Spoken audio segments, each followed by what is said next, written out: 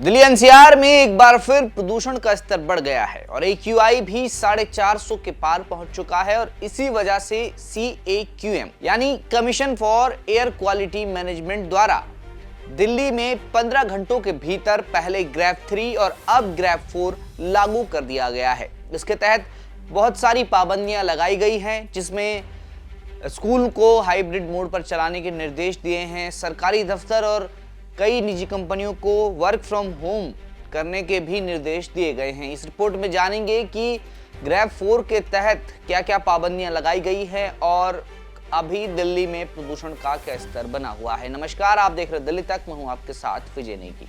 कुछ वक्त पहले दिल्ली में ग्रेड 3 हटाया गया था, ये कहकर कि दिल्ली में वायु गुणवत्ता में थोड़ा सा सुधार हुआ है। लेकिन कल यानी बीते शनिवार को दिल्ली में CAQM ने तत्काल प्रभाव से ग्रेड 3 लगाया और आज सुबह ग्रेड 4 दिल्ली में लागू कर दिया गया है।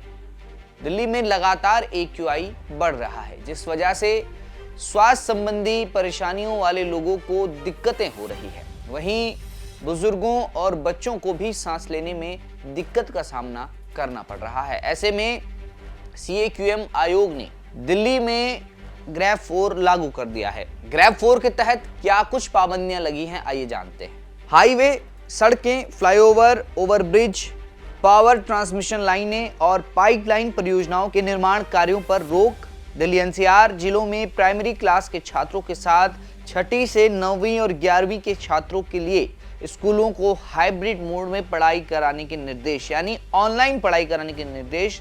सरकारी और निजी कार्यालयों में 50% कर्मचारियों को वर्क फ्रॉम होम के तहत काम करने के निर्देश।